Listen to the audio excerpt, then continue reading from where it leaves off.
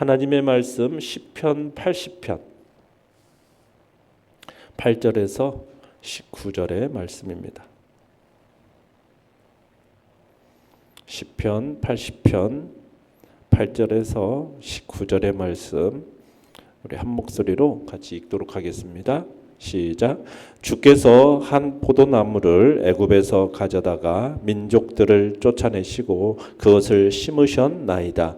주께서 그 앞서 가꾸셨으므로 그 뿌리가 깊이 박혀서 땅에 가득하며 그 그늘이 산들을 가리고 그 가지는 하나님의 백향목 같으며 그 가지가 바닥까지 뻗고 넝쿨이 강까지 미쳤거늘 주께서 어찌하여 그 담을 허시사 길을 지나가는 모든 이들이 그것을 따게 하셨나이까. 숲속의 멧돼지들이 상해하며 들짐승들이 만군의 하나님이여 구하옵나니 돌아오소서. 하늘에서 굽어보시고 이 포도나무를 돌보소서. 주의 오른손으로 심으신 줄기요 주를 위하여 힘있게 하신 가지니이다. 그것이 불타고 배임을 당하며 주의 면책으로 말미암아 멸망하오니 주의 오른쪽에 있는 자 곧 주를 위하여 힘있게 하신 인자에게 주의 손을 얹으소서. 그리하시면 우리가 주에게서 물러가지 아니하오리니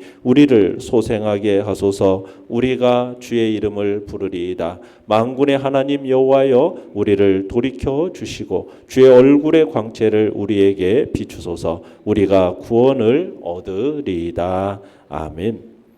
오늘 말씀의 제목은 관계에 깊이 더하기라는 제목으로 말씀을 나눕니다.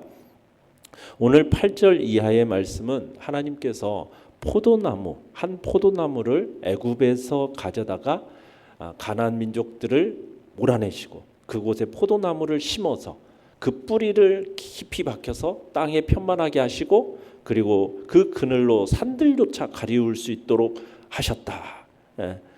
큰 거목이 되게 하셨고 가지는 바닥까지 뻗고 넝쿨은 강까지 미칠 큰 나라로 만들었다. 이게 이제 오늘 이야기의 주제 내용입니다.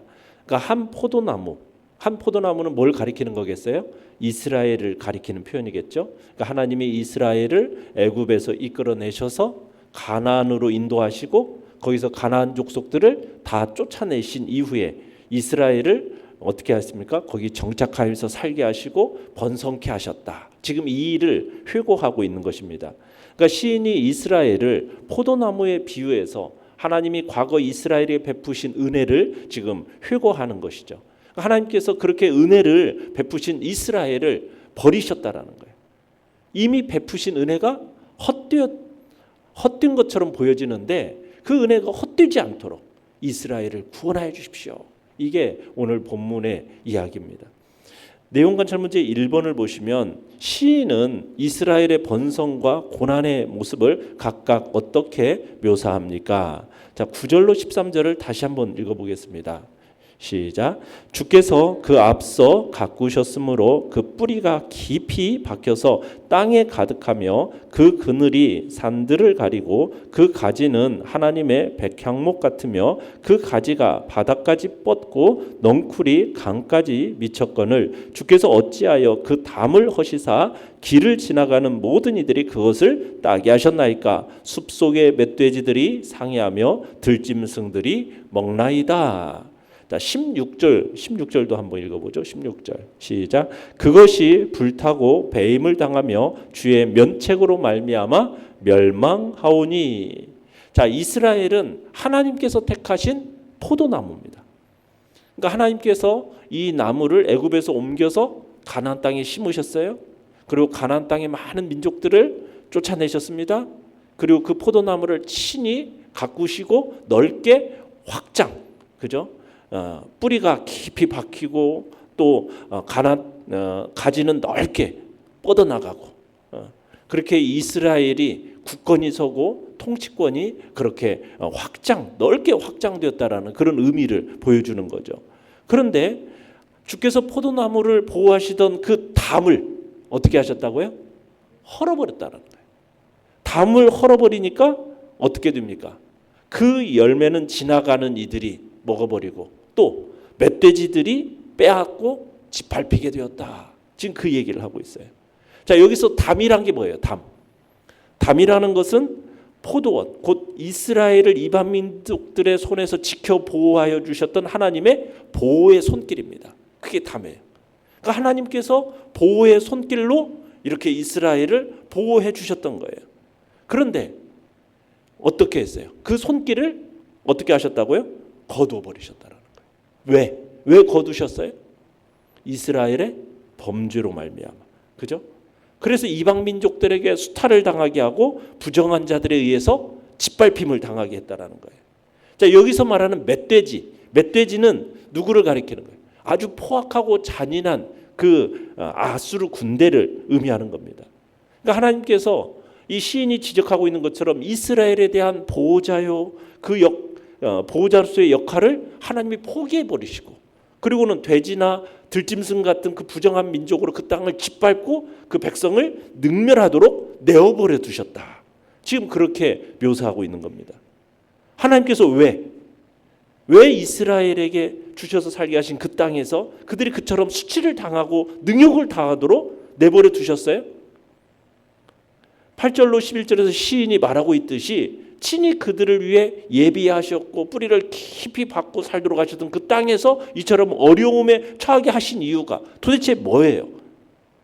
하나님의 힘이 그들을 막을 수 없도록 쇠약해져서일까요? 아니죠. 그건 다름 아니라 이스라엘의 불순종의 죄 때문에. 불순종의 죄. 그들을 영원히 지키시고 보호하시겠다라고 약속하셨지만 그들이 끝없이 하나님께 불순종의 죄를 범함으로 도저히 보호의 가치를 상실해버리니까 하나님이 그들을 어떻게 하신 거예요? 버려버리신 거예요. 그들을 보호하셨던 보호의 손길을 쫙 거둬버리신 거예요. 그러니까는 그 열매들을 다 따가버리고 다른 이들이 따가버리고 멧돼지가 다 회파해버리는 그런 일이 벌어지는 일이 묘사되고 있는 겁니다. 내용관 찰문제 2번을 보시면 시인이 하나님께 이스라엘의 회복을 구하는 근거는 뭡니까? 자, 하나님과 이스라엘의 관계를 어떻게 보고 있어요? 포도나무를 심은 포도원 주인하고 포도나무 관계로 묘사하고 있습니다. 하나님은 누구라고요? 포도원 주인. 그리고 이스라엘은 포도나무라는 거예요. 그러면서 이스라엘의 회복을 강구하고 있어요. 8절 읽어보겠습니다. 8절 시작. 주께서 한 포도나무를 애굽에서 가져다가 민족들을 쫓아내시고 그것을 심으셨나이다. 자, 하나님은 포도나무 그것을 심은 자라는 거예요. 그 포도나무를 심은 자라는 거예요. 그 관계에 의지해서 지금 이스라엘의 회복을 구하고 있는 거예요. 하나님이 누구이신가? 하나님은 우리를 포도나무인 우리를 심으신 분 아닙니까? 그러니까 8절에서 이렇게 가져다가 쫓아내시고 심으셨나이다. 매우 적극적인 의지와 역동적인 행동을 포함한 단어가 지금 사용되고 있는 거죠. 그러니까 매우 확고한 뜻과 의지를 지금 보여주고 있는 겁니다. 그러니까 포도원 주인의 모습이 굉장히 활동적으로 일하는 모습을 연상시켜 주는 거예요. 그러니까 시인은 출애굽과 가나안 정복을 순전히 하나님께서 행하신 일입니다. 이렇게 묘사하고 있는 거예요. 하나님이 하셨어요. 그런데 지금은 어떻다고요? 아수르로부터 공격을 받아서 멸망할 상황을 지금 가 있는 거예요. 그러면은 이 상황을 회복시키실 분이 누구라는 겁니까? 하나님밖에 없습니다. 그걸 지금 신앙 고백하고 있는 거예요. 하나님께서 쫓아내신 그 가나안 족속들, 가나안 민족들은 이스라엘이 가나안 정복할 때 그렇게 만만한 족속이 아니었어요. 굉장히 강한 족속이었습니다. 강한 7족속이었어요. 그 7족속을 어떻게 했어요? 쫓아내셨다는 거예요. 하나님이 쫓아내셨어요. 이스라엘 자신의 힘으로는 물리칠 수 없었어요. 그런 막강한 힘이 바로 가나안 족속들이었단 말이에요.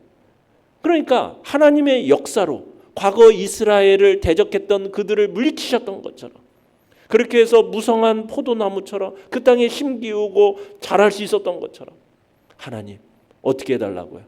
이 아수르를 몰아내시고 다시 이 이스라엘 민족을 회복시켜달라고 이 관계를 통해서 하나님 앞에 호소하고 있는 겁니다. 자, 14절로 15절도 한번 읽어보죠. 14절 15절 시작. 만군의 하나님이여 구하옵나니 돌아오소서. 하늘에서 굽어보시고 이 포도나무를 돌보소서. 주의 오른손으로 심으신 줄기요 주를 위하여 힘있게 하신 가지니이다. 자, 여기서 지금 보면은 하나님을 향해서 돌이키셔서 주위에 깊게 보시고 세심하게 보살펴달라고 간청했던 이 포도나무가 구체적으로 하나님께 어떤 존재인지를 밝히고 있는 거죠. 어떤 존재입니까? 주의 오른손으로 심으신 줄기입니다.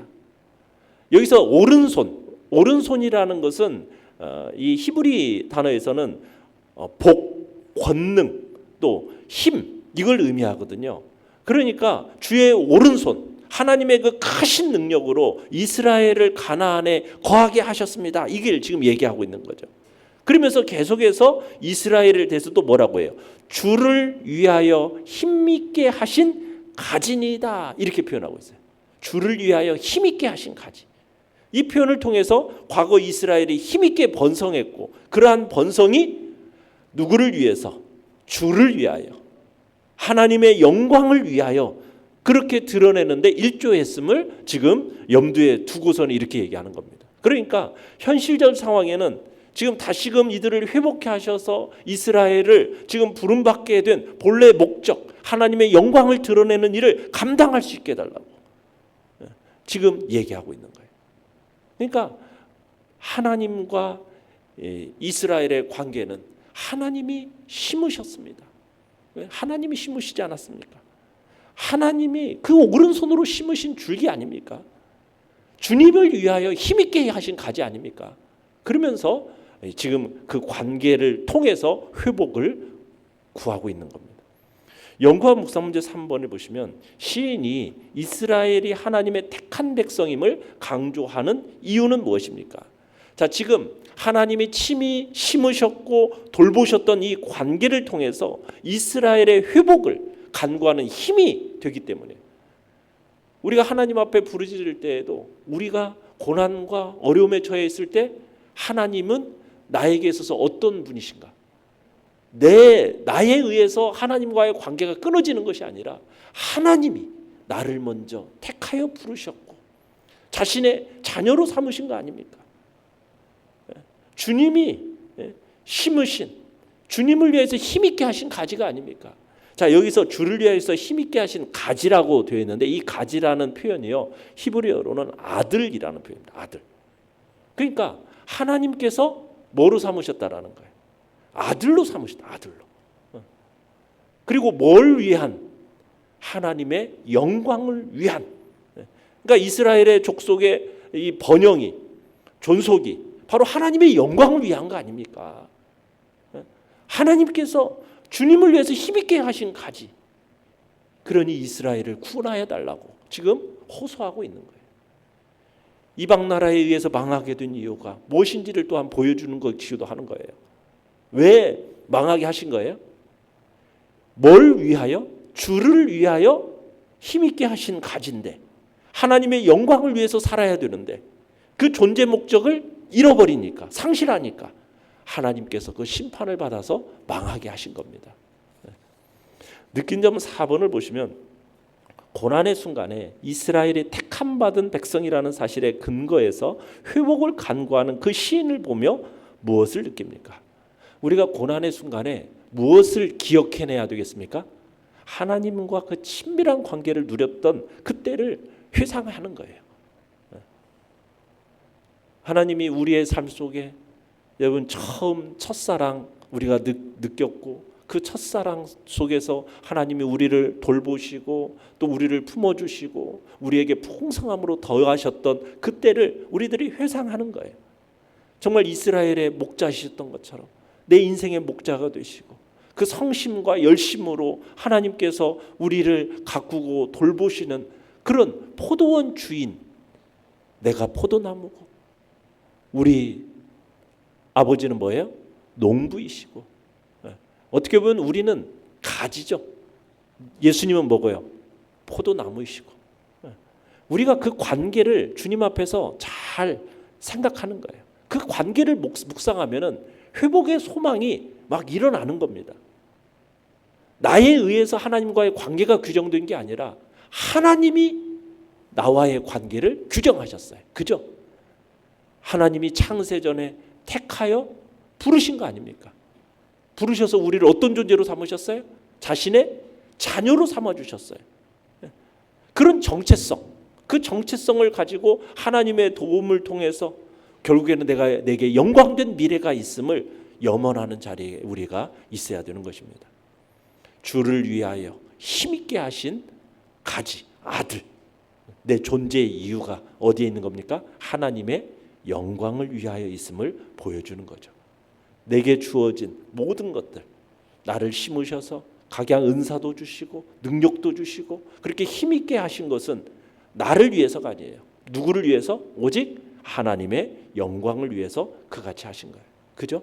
당신의 아들의 핏값을 주면서까지 우리를 구속하신 이유, 속량하신 이유, 그것이 무엇입니까? 핏값을 주고 사신 이유가 뭐예요? 너희 몸으로 하나님께 영광을 돌리도록 하기 위해서. 그죠? 우리 중에 누구든지 자기를 위해 사는 자가 없고 자기를 위하여 죽는 자도 없도다. 우리가 살아도 누구를 위하여? 주를 위하여 살고 죽어도 주를 위하여 죽나니. 그러므로 살아 죽으나 우리가 누구 것입니까? 주님의 것입니다. 우리의 삶의 목적을 정말 하나님의 영광에 두고 그것을 위해서 살아야 돼요. 그런지 먹든지 마시든지 무엇을 하든지 다 뭘 위하여 하라? 하나님의 영광을 위하여 하라고 우리에게 명령하고 있는 것입니다. 그렇다면 우리는 과연 삶의 목적을 어디에 두고 살아가고 있는가? 주님 앞에서 한번 돌아보시고 우리의 존재의 목적을 상실하고 나 자신을 위해 살고 하나님을 위해서 사용하도록 주신 그 은사와 능력이 혹시 오직 내 배만 채우는데 급급하고 있는 그런 모습이 되지 않도록. 그러면 어떤 일이 있습니까? 이스라엘 백성들처럼 그 가렸던 보호막을 걷어버리시고 그리고는 다른 것들에 의해서 회파되는 일이 생긴다라는 것을 기억하고 우리는 존재 목적에 부합하게 정말 하나님의 영광을 위해서 오늘도 나 자신을 드리겠다고 힘쓰는 귀한 하루가 되시기를 간절히 바랍니다.